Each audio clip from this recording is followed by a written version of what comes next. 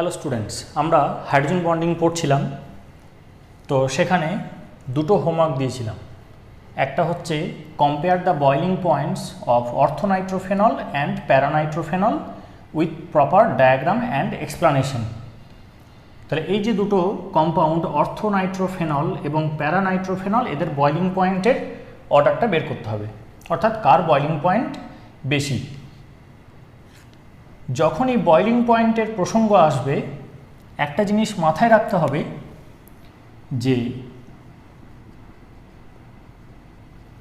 ইন্টারমলিকিউলার attraction অর্থাৎ আন্তর আণবিক আকর্ষণ বল, দুটো মলিকিউল আছে, তার মধ্যে যে আকর্ষণ বল সেটাকে নিয়ে ডিসকাশন করতে হবে। অর্থাৎ যখন বয়লিং পয়েন্টটা চাইবে তখন আমার অ্যান্সারটা ফোকাসড হবে কোথায়? ইন্টারমলিকুলার অ্যাট্রাকশনে। কারণ বয়লিং মানে হচ্ছে লিকুইড টু ভেপার স্টেট। ভেপারে মলিকিউলগুলো ডিসক্রিট অবস্থায় থাকে, অর্থাৎ এদের মধ্যে কিন্তু আর কোনো কানেকশন থাকে না। ভীষণই weak van der Waals force of attraction এদের মধ্যে কাজ করে। In gaseous state,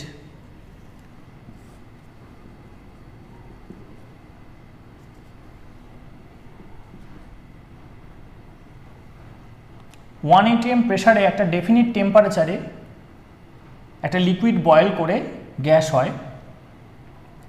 pressure change করলে বয়লিং পয়েন্টটা চেঞ্জ করে, সেটা আমরা আসবো পরে। লিকুইডে কিন্তু এই জিনিসগুলো গায়ে গায়ে লেগে থাকে, মুভ করতে পারে। ট্রান্সলেশনাল মোশন এখানে থাকে, রোটেশনাল মোশন এখানে থাকে, ভাইব্রেশনাল মোশন এখানে থাকে। অর্থাৎ ছুটতে পারে, কাঁপতে পারে এবং ঘুরতে পারে। সলিডে কি হয়? ছোটা বন্ধ, ঘোরা বন্ধ, শুধু ভাইব্রেশনটা থাকে সলিডে, সেই জন্য স্ট্রাকচারটা আরও রিজিড। কিন্তু লিকুইডে তিনটে মোশনই দেখতে পাওয়া যায়, গ্যাসেও তিনটে মোশনই দেখতে পাওয়া যায়। এ ছুটতে পারে, কাঁপতে পারে এবং ঘুরতে পারে। তাহলে পার্থক্য কোথায়? ইন্টারমলিকুলার যে স্পেস তাতে পার্থক্য। এখানে ইন্টারমলিকুলার স্পেসটা এদের যে ডায়ামিটার তার থেকে অনেক বেশি, কিন্তু এখানে ইন্টারমলিকুলার স্পেসটা হচ্ছে এদের যে ডায়ামিটার, এদের যে ব্যাস তার সঙ্গে কম্পারেবল বা তার থেকে কম। এখানে weak van der Waals attraction কাজ করে, very weak van der Waals attraction force কাজ করে। এখানে কিন্তু একটা শর্ট রেঞ্জ অ্যাট্রাকশন রয়েছে, যার ফলে এটা লিকুইড স্টেটে বিলং করছে। এখন বয়েল করা মানে হচ্ছে এদের মধ্যে যে শর্ট রেঞ্জ অ্যাট্রাকশনটা রয়েছে, অর্থাৎ এই মলিকিউলের মধ্যে অ্যাট্রাকশন, এই মলিকিউলের মধ্যে অ্যাট্রাকশন, সেইগুলোকে ব্রেক করতে হবে, তবে আমি এই জিনিসটা পাবো। অর্থাৎ বয়েলিং পয়েন্ট কম্পেয়ার করতে বললেই যেন আমার মাথায় প্রথমেই কি আসে? ইন্টারমলিকুলার অ্যাট্রাকশনটা যেন মাথায় আসে, আন্তরাণবিক আকর্ষণ বল। তাহলে তারই বয়লিং পয়েন্ট বেশি হবে যার আন্তরাণবিক আকর্ষণ বল বেশি হবে। অর্থাৎ যদি অর্থর ইন্টারমলিকুলার অ্যাট্রাকশন বেশি হয়, তাহলে অর্থকে ভেপারে নিয়ে যেতে বেশি টেম্পারেচার লাগবে, ফলে তার বয়লিং পয়েন্ট বেশি হবে। যদি প্যারার ইন্টারমলিকুলার অ্যাট্রাকশন বেশি হয়, তাহলে প্যারার মলিকিউলগুলোর মধ্যে বেশি অ্যাট্রাকশন থাকার ফলে বেশি টেম্পারেচার দিয়ে তাকে ভাঙতে হবে, ফলে তার বয়লিং পয়েন্ট বেশি হবে। তাহলে মোর the intermolecular attraction, more will be the boiling point. তাহলে বয়লিং পয়েন্ট কম্পেয়ার করতে বলেছে মানে আমি আসলে ইন্টারমলিকুলার অ্যাট্রাকশন ফোর্সটাকে কম্পেয়ার করব, সেইটা যার বেশি পাবো তারই বয়লিং পয়েন্ট বেশি হবে। যেমন অ্যাসিডিটি কম্পেয়ার করতে গিয়ে আমরা কনজুগেট বেসের স্টেবিলিটির তুলনা করছিলাম। একইভাবে যখন আমাকে অ্যাসিডিটি অর্ডার দেবে, আমি সঙ্গে সঙ্গে H+টা ছাড়িয়ে দিয়ে কনজুগেট বেসটার স্টেবিলিটি নিয়ে মাথা ঘামাবো। যেটা মোর স্টেবল হবে সেই রিয়াকশানটা তত ফরওয়ার্ডে যাবে, তত ডিসোসিয়েশন হবে, তত H+ পাবো, তত অ্যাসিডিটি ওর বেশি হবে। So more the stability of the conjugate base, more will be the acidity, আম্লিকতা বেশি হবে। আর more the magnitude of intermolecular attraction, more will be the boiling point. তাহলে এইটা হচ্ছে যে আমার চিন্তাধারাটা কিভাবে কাজ করবে একটা প্রবলেমকে ডিল করতে গিয়ে, সেটা নিয়ে আলোচনা করলাম। উত্তর এখনো দিইনি, আশা করি বোঝা গেছে। এখন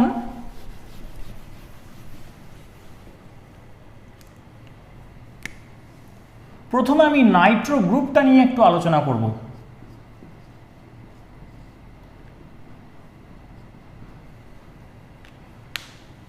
বেঞ্জিনের বলয়ে যে নাইট্রো গ্রুপটা রয়েছে সেটা আসলে এরকম দেখতে। আমি বন্ড দিয়ে প্লাস মাইনাস দিয়েছি, মানে কি? আমি কোঅর্ডিনেট কোভ্যালেন্ট বন্ড পড়াবার সময় বলেছিলাম যে আমি এটাকে হয় অ্যারো দিয়ে প্রকাশ করব, অথবা একটা কোভ্যালেন্ট বন্ডের সাইন দিয়ে, অর্থাৎ একটা সিঙ্গেল লাইনের সাইন দিয়ে প্লাস মাইনাস দেব, বুঝিয়ে দেব যে এখানে যে বন্ড পেয়ারটা রয়েছে সেটা আসলে নাইট্রোজেনের দেওয়া, অক্সিজেন এখানে ইলেকট্রন দেয়নি। ফলে অক্সিজেন একটা ইলেকট্রন এক্সট্রা পেয়েছে, সেই জন্য এখানে মাইনাস, আর নাইট্রোজেনের একটা ইলেকট্রন অক্সিজেন এনজয় করছে বলে এখানে প্লাস। তাহলে আমি এখানে অ্যারো দিতে পারি বা এরকমভাবে প্লাস মাইনাস দিতে পারি। এবার কি হবে, এই মাইনাসটা এখানে প্লেস করবে, এই পাই বন্ডটা এখানে খুলে যাবে। তাহলে কেমন হবে?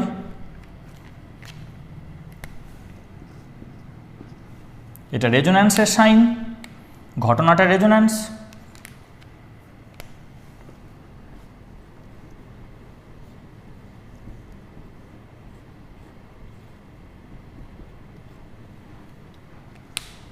এটা হয়ে গেল। এখন দেখতে পাচ্ছি এই দুটো স্ট্রাকচার একই রকম দেখতে, তাই না? আবার এ ফেরত আসবে, এ খুলে যাবে এর মাথায়। তাহলে এই ঘটনাটা ঘটাতে এইটা পেলাম, এই ঘটনাটা ঘটাতে এটা পেলাম। এটা চলতে থাকবে, খুবই স্পিডে চলতে থাকবে। এটা যদি স্ট্রাকচার 1 হয়, এটা যদি স্ট্রাকচার 2 হয়, তাহলে আমরা দেখতে পাচ্ছি যে this two are similar structures.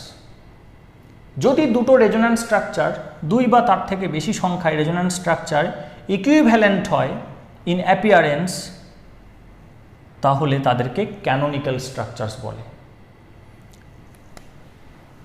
যদি এটা খুব স্পিডে এই ঘটনাটা ঘটতে থাকে, তাহলে on larger time scale we will get the average that will B termed as resonance hybrid.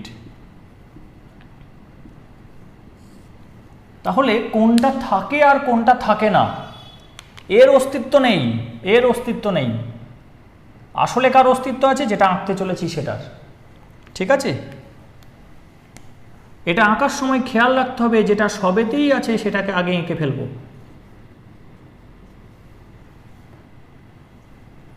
Resonance hybrid আঁকার সময় খেয়াল রাখতে হয় যে স্ট্রাকচারটা সব জায়গাতেই রয়েছে সেইটাকে এঁকে ফেলতে হবে। সিঙ্গেল বন্ড এন, সিঙ্গেল বন্ডও, আর এখানে প্লাস, এটা সব জায়গায় রয়েছে। পাই বন্ড ঘুরছে, প্লাস এই মাইনাসটা ঘুরছে। ওকে, তাহলে পাই বন্ডটা যদি ঘোরে, তাহলে একটা পাই বন্ড 2 জায়গায় ঘুরছে, তাহলে আমি এটাকে এরকমভাবে টেনে দিতে পারি। তাহলে প্লাসটা এখানে লিখব, প্লাসটা নাইট্রোজেনের মাথাতেই দিলাম।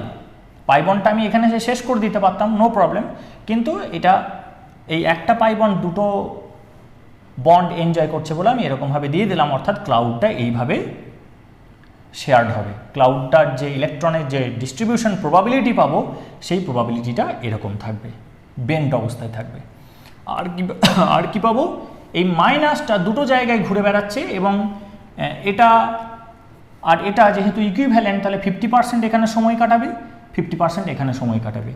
So it will be del minus here, যেখানে ডেল মাইনাসটা আমি লিখতে পারবো -2, এবং বন্ড অর্ডার লিখতে পারবো। বন্ড অর্ডার কার কার মধ্যে? এনও হচ্ছে 1 + 1/2 = 1.5।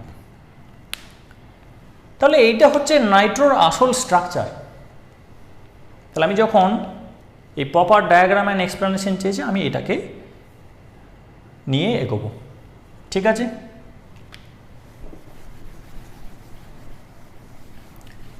এই নাইট্রোটা কী করে উৎপন্ন হলো, কী করে বেঞ্জিনে লাগলো, সেগুলো তো আমরা অর্গানিকে গিয়ে শিখব। ওটাকে বলে নাইট্রেশন ইন অ্যারোমেটিক কম্পাউন্ডস।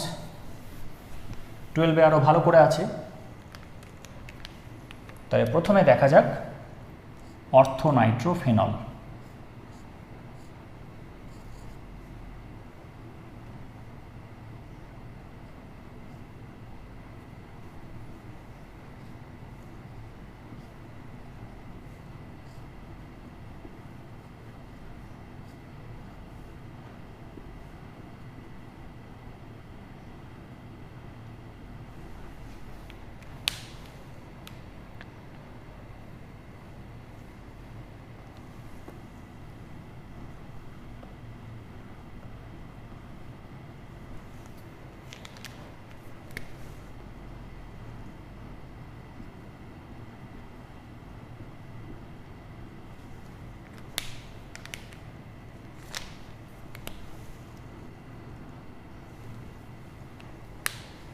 তাহলে কি হচ্ছে এখানে, অর্থ পজিশনে থাকার জন্য OH এর প্রক্সিমিটিতে রয়েছে, কাছে রয়েছে। Hence in orthonitrophenol we are getting a 6 membered chelate ring.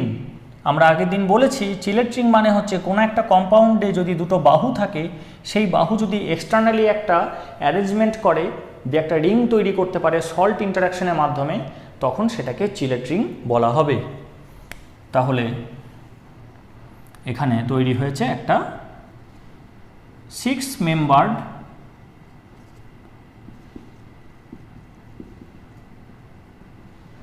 Sylhet ring.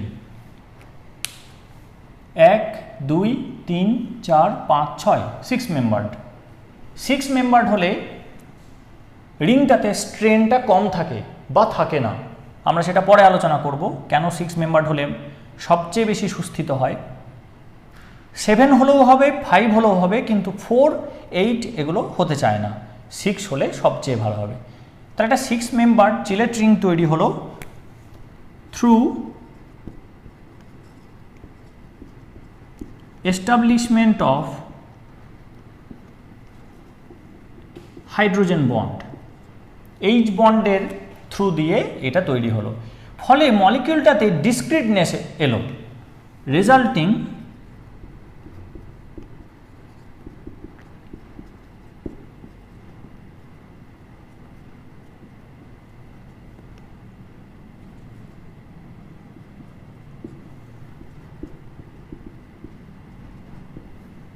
আমি আগের দিনই বলছিলাম যে বয়লিং পয়েন্টে মলিকুলার ওয়েটের একটা রোল আছে, যত ভারী হবে তত বয়লিং পয়েন্ট বেশি হবে। সেজন্য যখন বয়লিং পয়েন্ট কম্পেয়ার করব আমরা ডিফারেন্ট মলিকুলের মধ্যে, ট্রাই করব মলিকুলার ওয়েটটা একই রাখা। এখন মলিকুলার ওয়েট তখনই একই থাকবে যদি তারা সেম মলিকুলার ফর্মুলার হয়, অর্থাৎ আইসোমার হয়। সেই জন্য দুটো আইসোমারের মধ্যে বয়লিং পয়েন্ট কম্পেয়ার করাটা হচ্ছে সবচেয়ে সায়েন্টিফিক, রিজনেবল। ঠিক আছে, যদি মলিকুলার ওয়েট আলাদা হয়ে যায় তখন কিন্তু একটু ডিস্টার্বিং হয় এক্সপ্লানেশনটা দেওয়া। তো এখানে আমরা অর্থোনাইট্রোফেনল আর প্যারানাইট্রোফেনল মানে দুটো পজিশনাল আইসোমার পেয়েছি, অর্থাৎ এদের molecular formula same, molecular weight তাহলে অবশ্যই সেম হবে, শুধু পজিশনটা different, hence they are positional isomers. এখানেও আবার বলে রাখি যে এই যে আইসোমারের কত ধরনের হয়, আমরা আগের দিন একটা উল্লেখ করেছিলাম ডাইপোল মোমেন্ট পড়াবার সময়, আগের দিন, যে জিওমেট্রিক্যাল আইসোমার বলে একটা কনসেপ্ট আসছে, সিস ট্রান্স। তো আইসোমেরিজম ইন অর্গানিক কম্পাউন্ড কত ধরনের আমরা অর্গানিক যখন পড়ব ডিটেলসে সেখানে আলোচনা করব। তো অর্থ আইসোমারটা কি হলো, ডিসক্রিটনেস চলে এলো। এই যে দুটো আর নিজের মধ্যে একটা বন্ধন করে স্টেবিলিটি পেয়ে গেছে প্লাস মাইনাস, ফলে ও আর আদার যে মলিকিউল অন্যান্য যে অর্থোনাইট্রোফেনল রয়েছে তার সাথে weak van der Waals interaction করবে, স্ট্রং ইন্টারমলিকুলার অ্যাট্রাকশন করবে না। তাহলে এখানে এটার নাম হচ্ছে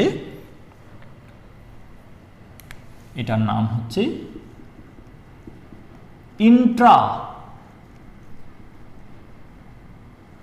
মলিকিউলার এইচ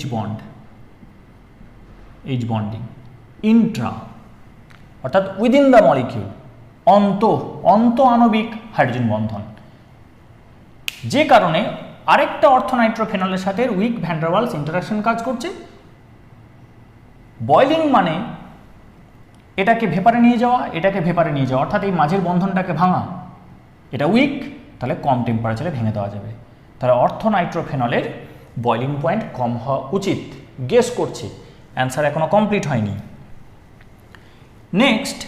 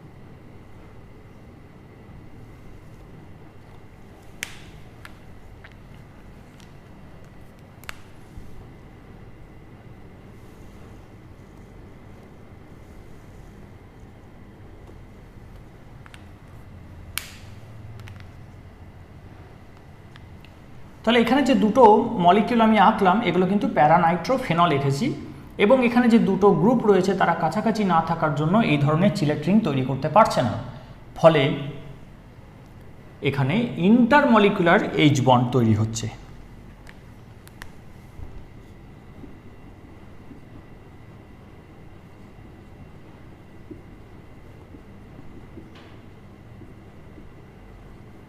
ইন্টার অর্থাৎ বিটুইন টু মলিকিউলস, আন্তরাণবিক এইচ বন্ধন তৈরি হচ্ছে।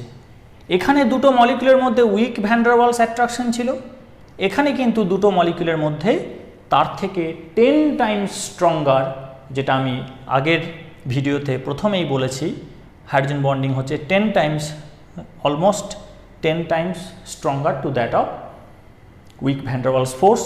তাহলে একে ভাঙতে হবে, এটাকে ভাঙতে হবে, তবে তো একে আমি ভেপারে নিয়ে যেতে পারবো।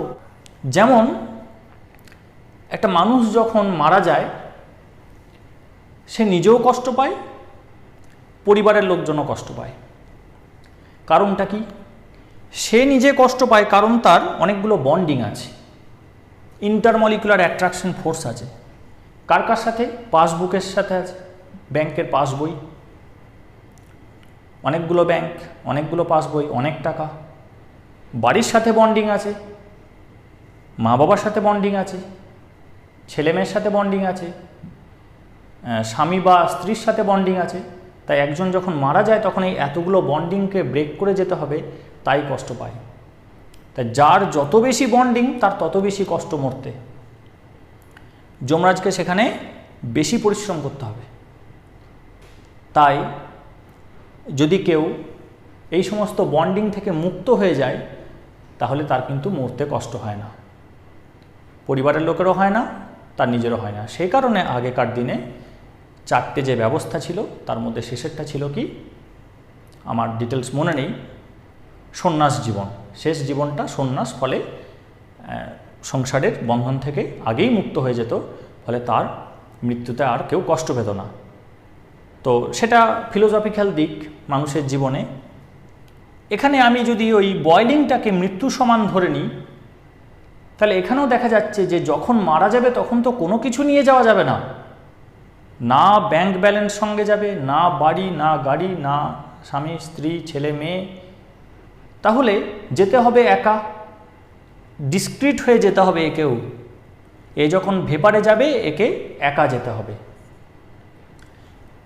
বন্ধন যে আগেই ভেঙে রেখেছে তার কষ্ট হলো না, তাই না? বেশি টেম্পারেচার এখানে লাগলো না, কিন্তু যার বন্ধন প্রচুর আন্তরাণবিক, এইগুলোকে ভাঙতে প্রচুর পরিশ্রম করতে হলো। ঠিক আছে, তাহলে বয়লিং পয়েন্ট কার বেশি হবে? ওয়িং টু দিস, এখানে আমরা বলবো যে more the intermolecular force, more will be the thermal energy required to break the intermolecular bonds to get it in the discrete form in the vapor state. So more will be the boiling point. তাহলে এখানে আমরা লিখব যে boiling point এটা greater than এটা। তাহলে nitrophenol এর যেটা প্যারা আইসোমার তার boiling point greater than অর্থো isomer. তাহলে যদি এই প্রবলেমটা না এসে অন্য কোনো প্রবলেম আসে, মাথাতে কিন্তু আমার ওটাই থাকবে যে ইন্টারমলিকুলার ফোর্সটা কার বেশি হবে। ঠিক আছে, আরেকটা হোমওয়ার্ক আমি দিয়েছিলাম, এই স্ট্রাকচারগুলো লিখে প্র্যাকটিস করবি, না হলে কিন্তু পরীক্ষায় নামবে না।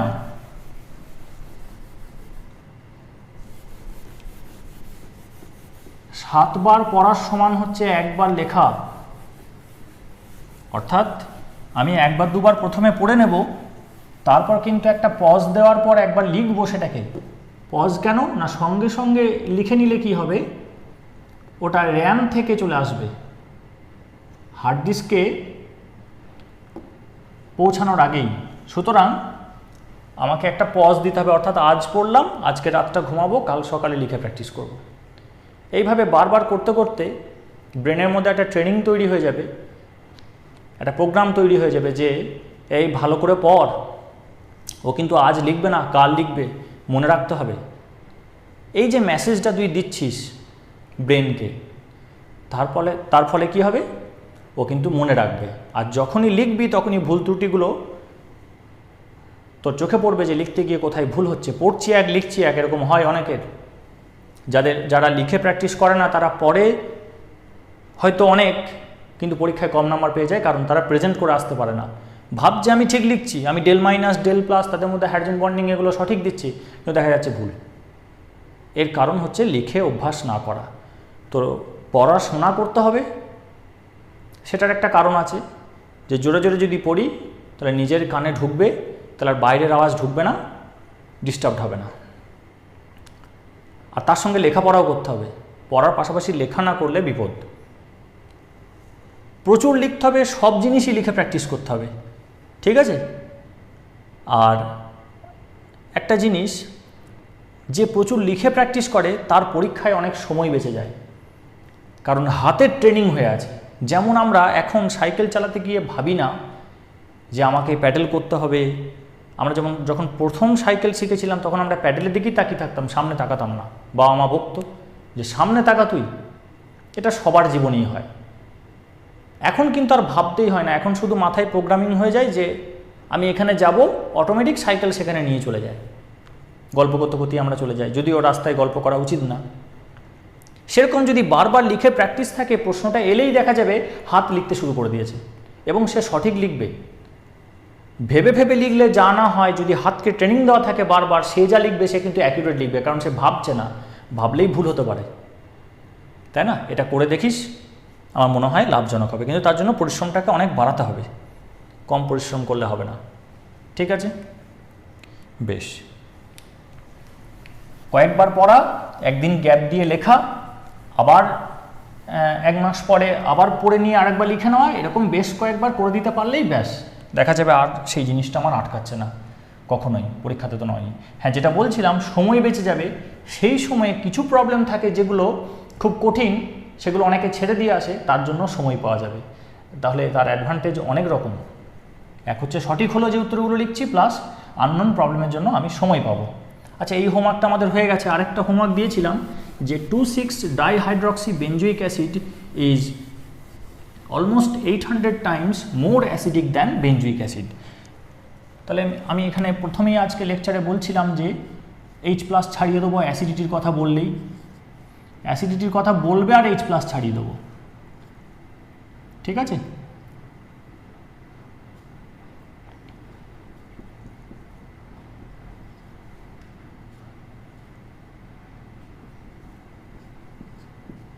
এবার একটু ভেঙে লিখতে হবে। হ্যাঁ, আমি যেরকম শর্টকাট আগের দিন দেখাচ্ছিলাম সেরকম করলে হবে না। আমি দাতা তখনই হব যখন ভিখারি থাকবে।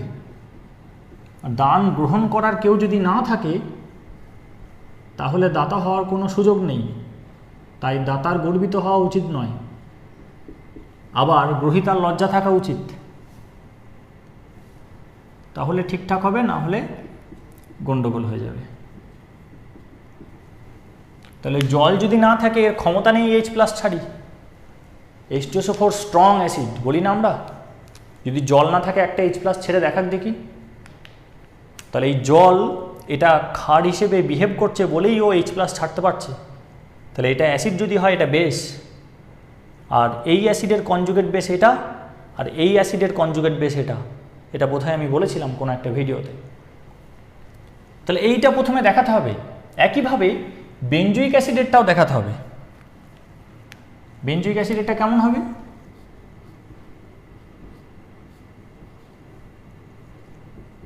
কার্বক্সিলিক অ্যাসিড মানে C double bond H plus H2O, এই H+টাকে অ্যাকসেপ্ট করবে। তাহলে অ্যাসিডিটি বললেই আমার কাজ হচ্ছে H+ ছাড়ানো, ওই তো বলেছে অ্যাসিডিটি।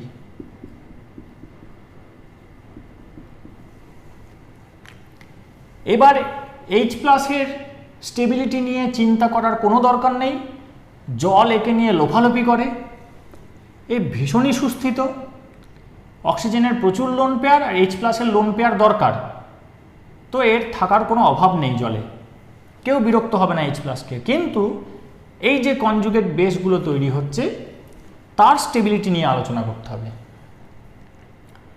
এবার এই যে মাইনাসটা তৈরি হলো, এই মাইনাসটা এখানে কি করবে,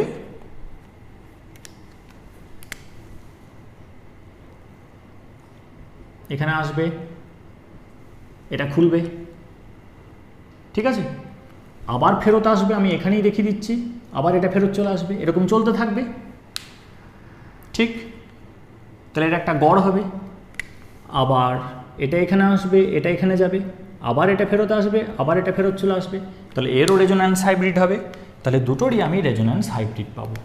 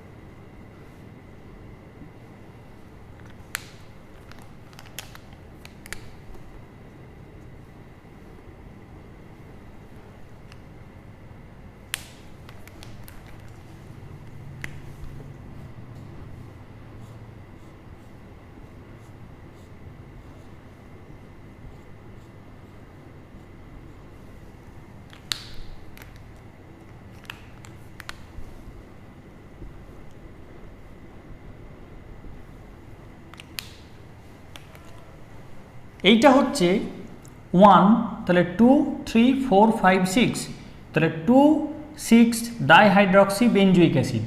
তাহলে এটা কি 2, 6 ডাইহাইড্রক্সি বেনজোয়েটের রেজোন্যান্স হাইব্রিড। যেহেতু দু সাইডেই একটা অর্থতে একটা অর্থ প্রাইমে, একটা 2 নম্বরে একটা 6 নম্বরে দুটো OH রয়েছে, ফলে দুদিকে 6 মেম্বার চিলেট রিং তৈরি হচ্ছে, ফলে দুটো ডেল মাইনাসকেই স্টেবিলিটি দিয়ে দিয়েছে, তাই না?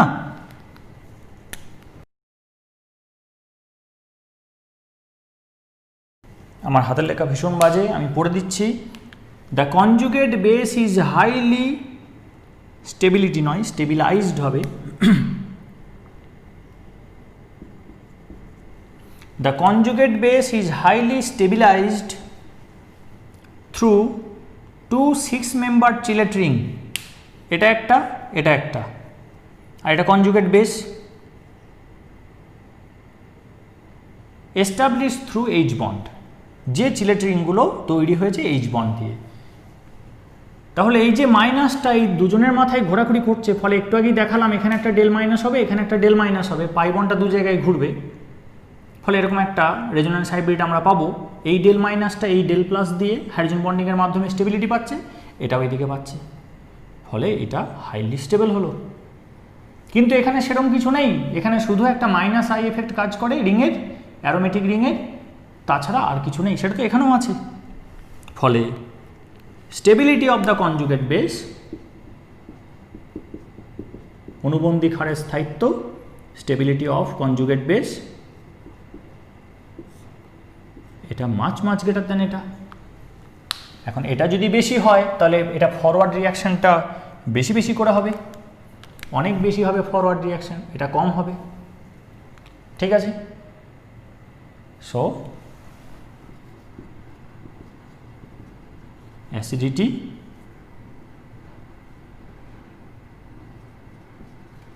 অর্ডার ইজ 2,6, আর লিখছি না, 2,6 dihydroxy benzoic acid much greater than simple benzoic acid. বোঝা গেছে? এইভাবে উত্তরগুলো করতে হবে। নেক্সট আরেকটা আমি কমেন্ট সেকশনে আমি একটা পিন করে দিয়েছি একটা প্রশ্ন, যে name an ionic compound, name a compound having simultaneously ionic bond, covalent bond, coordinate covalent bond and hydrogen bond. আমরা আগে একটা প্রশ্ন পেয়েছি ছোটবেলায়, যে একটা যৌগের নাম বলুন, বলুন কেউ বলবে না বাচ্চাদের, একটা যৌগের নাম বলো যেখানে আয়নীয় বন্ধন, কোভ্যালেন্ট বন্ধন এবং কোঅর্ডিনেট কোভ্যালেন্ট বন্ড তিনটেই পাওয়া যাবে, অর্থাৎ কোভ্যালেন্ট, আয়নিক আর কোঅর্ডিনেট কোভ্যালেন্ট, অর্থাৎ আয়নীয়, সমযোজী এবং অসমযোজী তিন প্রকারই থাকবে এরকম একটা যৌগের নাম বলো। এটা আমরা ছোটবেলায় এই প্রশ্নের সম্মুখীন হয়েছি। খুব পপুলার এক্সাম্পল আমরা দিতাম, সেটা হচ্ছে NH4Cl, মনে আছে?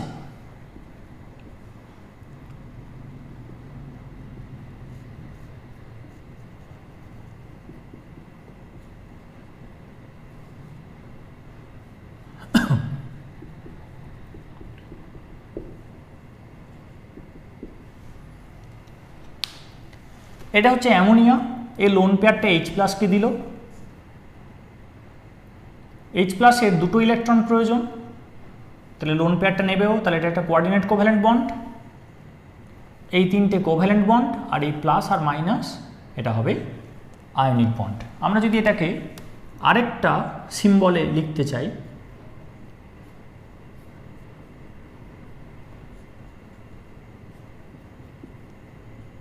তাহলে এরকম হবে।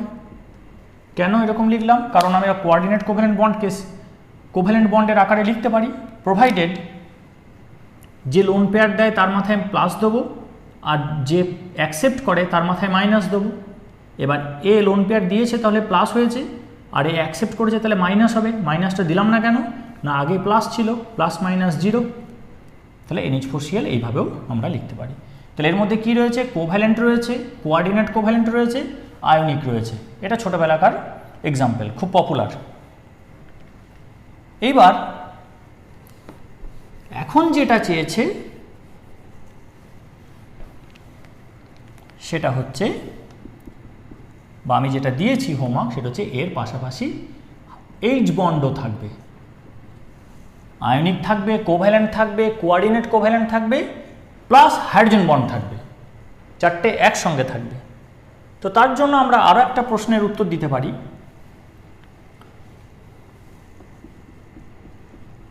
HF এইভাবে ভাঙে জলে,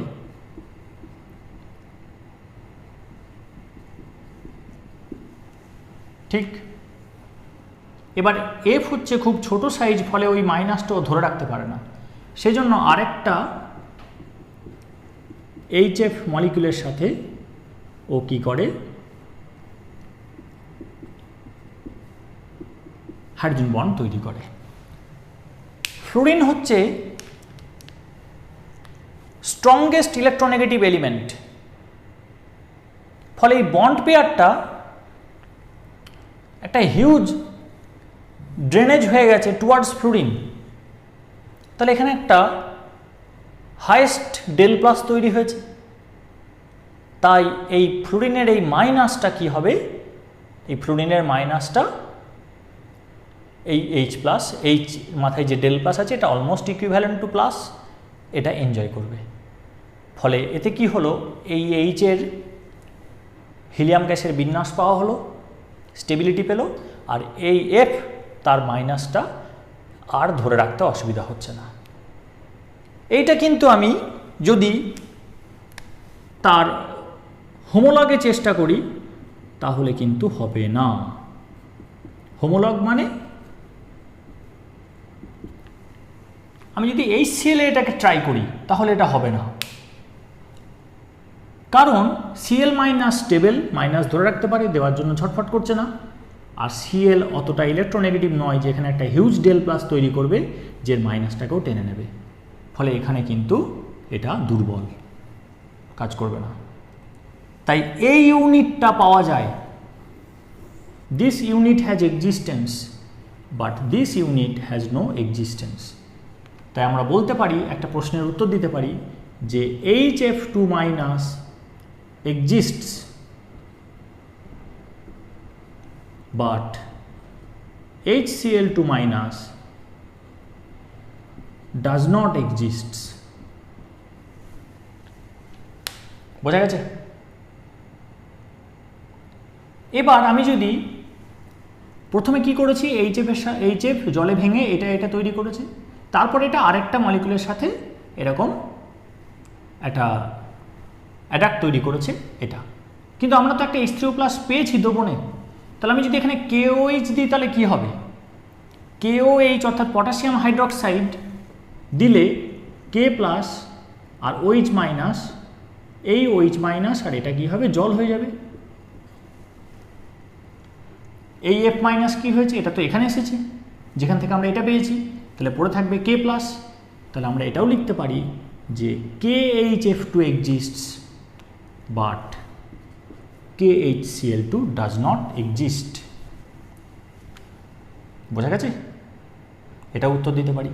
KHF2 এই সল্টটা এক্সিস্ট করে because of the strong hydrogen bonding, A exist করে না কারণ এখানে সেটা নেই। তাহলে ওই K প্লাসের পরিবর্তে আমি যদি NH4+ দিই তাহলে কি হবে, অর্থাৎ এখানে যদি আমি NH4OH দিতাম তাহলে OH মাইনাস H3O+ জল হতো, আর এখানে K প্লাসের পরিবর্তে কি থাকতো, NH4+ HF2 মাইনাস। তাহলে এটা তো NH4+, তাহলে আমি এখানে HF2 মাইনাস লিখছি, এখানে লিখছি F মাইনাস, এটা হাইড্রোজেন বন্ড, এটা কি NH4 HF2 ammonium hydrogen fluoride, hydrogen bifluoride. তাহলে কি হলো, এই তিনটে কোভ্যালেন্ট, এটা কোঅর্ডিনেট অর্থাৎ এটা কোঅর্ডিনেট। আচ্ছা, এবার একটা জিনিস বলে রাখি, এখানে কিন্তু বলা যাবে না যে এটাই কোঅর্ডিনেট কোভ্যালেন্ট, কারণ এটা এক্সচেঞ্জ হবে, এটা এখানে চলে আসবে, এটা এখানে চলে আসবে, কারণ সব ইকুইভ্যালেন্ট। তো সেজন্য এই চারটের মধ্যে তিনটে কোঅর্ডিনেট থাকবে, তিনটে কোভ্যালেন্ট থাকবে আর একটা কোঅর্ডিনেট কোভ্যালেন্ট থাকবে। এইটা হলো আয়নিক আর এটা হাইড্রোজেন বন্ড। তাহলে এটা একটা এক্সাম্পল যেখানে চারটেই রয়েছে। আরেকটা তোদেরকে দেখার জন্য বলবো, সেটা হাইড্রোজেন বন্ডিংয়ের একটা অ্যাপ্লিকেশন, একটা প্রবলেম। সেটা হচ্ছে যে আমার চ্যানেলে প্লে লিস্টে যাবি, সেখানে ফেজ বলে একটা প্লে লিস্ট আছে, সেখানে ঢুকে কপার সালফেটের এক্সাম্পলটা দেখবি, কপার সালফেটের যে ভিডিও সেখানে দেখবি। সেটা অনার্সের, কিন্তু তোরা ওই কপার সালফেট পেন্টাহাইড্রেটের থার্মাল ডিকম্পোজিশনটা কীরকমভাবে হয়, 100 ডিগ্রি সেন্টিগ্রেডে 4টে জল বেরোয়, তারপর আরও একটু টেম্পারেচার বাড়ালে লাস্টের জলটা বেরোয়, এটা কেন ওখানে বলা আছে, ওখানে একদম ফেজ ডায়াগ্রাম দিয়ে বলা আছে, সেই অংশটা দরকার নেই ছোটদের ক্ষেত্রে, কিন্তু ওখানে কপার সালফেটের যে স্ট্রাকচার জিওমেট্রি এগুলো করা আছে, ওখানে দেখবি হাইড্রোজেন বন্ড আছে। তো সেখানে ওয়াটারের সাথে কপার 2+ যে বন্ডিং সেটা কোঅর্ডিনেট কোভ্যালেন্ট, জলের মধ্যে যে বন্ডিং সেটা কোভ্যালেন্ট, আবার কপারের সাথে সালফেটের যেটা সেটা হচ্ছে আয়নিক, আর একটা জল, 4টে জল কপারের সাথে বাইন্ড করে থাকে, একটা জল হাইড্রোজেন বন্ড করে থাকে। তাহলে সেটাও একটা এক্সাম্পল, অর্থাৎ ব্লু ভিট্রিয়ল, ব্লু ভিট্রিয়লের ফর্মুলা হচ্ছে এটা ওখানে গেলে ডিটেলসটা পেয়ে যাবি, ওটা আমি আর করাচ্ছি না। CuSO4 stop 5H2O। এটার মধ্যে আয়নিক আছে, কপার 2+, সালফেট 2-, কোভ্যালেন্ট আছে, জলের মধ্যে আছে, সালফেটের মধ্যে আছে, কোয়ার্ডিনেট কোভ্যালেন্ট, 4টে জল কোয়ার্ডিনেট কোভ্যালেন্ট বন্ড করে আছে, এর সাথে কমপ্লেক্স তৈরি করেছে। আর হাইড্রোজেন বন্ড, একটা জল এদের সাথে হাইড্রোজেন বন্ড করে আছে, একাধিক। তার ফলে সেই জলটা বেরোতে দেরি হয়। তাহলে হোমওয়ার্কগুলো করে ফেললাম, মোটামুটি বুঝে গেছি।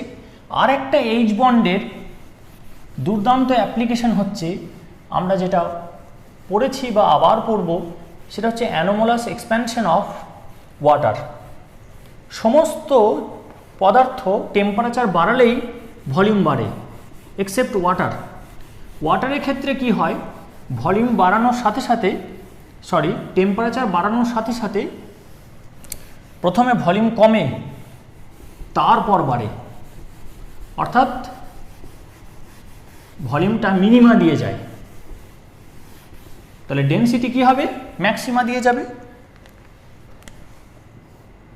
With increase in temperature from 0 degree centigrade onwards, temperature এদিকে বাড়ছে 3 degree centigrade, volume of a certain mass of water, সেটা কি হচ্ছে, অন্যান্য পদার্থের ক্ষেত্রে টেম্পারেচার বাড়লে ভলিউম বাড়ে, কিন্তু জলের ক্ষেত্রে কমে তারপর বাড়ে। কোন জায়গায় কমছে, দেখা যাচ্ছে this temperature is 4 degree centigrade. তাহলে keeping mass constant if the volume passes through minima, তাহলে mass per unit volume, that will be density, ঘনত্ব। এটা যদি তাহলে টেম্পারেচারের রেসপেক্টে প্লট করি আমরা, তাহলে আমরা এরকম পাবো। এটা ম্যাক্সিমা 4 ডিগ্রি সেন্টিগ্রেড। তার কারণ হচ্ছে maximum number of hydrogen bond তৈরি হয় কোথায়, এই 4 ডিগ্রি সেন্টিগ্রেডে। Maximum number of hydrogen bond তৈরি হওয়ার জন্য ম্যাক্সিমাম কি হয়, কম্প্রেশন হয় জলটার, সবচেয়ে কম আয়তনও দখল করে, সেই জন্য ভলিউমটা ফল করে যাচ্ছে। ঠিক আছে, ভলিউম কমে গেল, তাহলে ডেনসিটিটা বেশি হবে। আর এই ভলিউম কমার জন্য অ্যাকোয়াটিক অ্যানিমেলসরা কোল্ড কান্ট্রিতে বেঁচে থাকে। শীতের দেশে যেখানে জল বরফ হয়ে যায়, সেখানে এই পার্টিকুলার এই হাইড্রোজেন বন্ডিংয়ের এটা একটা করুণা, নেচারের এটা একটা করুণা যে অ্যাকোয়াটিক অ্যানিমেলসদের বাঁচিয়ে রাখবো।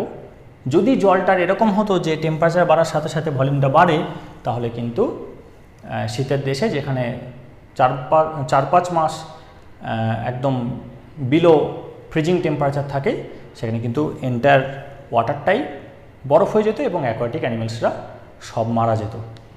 কিন্তু এই পার্টিকুলার এই প্রপার্টির জন্য কি হচ্ছে, অ্যাকোয়াটিক অ্যানিমেলসরা বেঁচে থাকে, জলটা পুরোপুরি বরফ হয় না।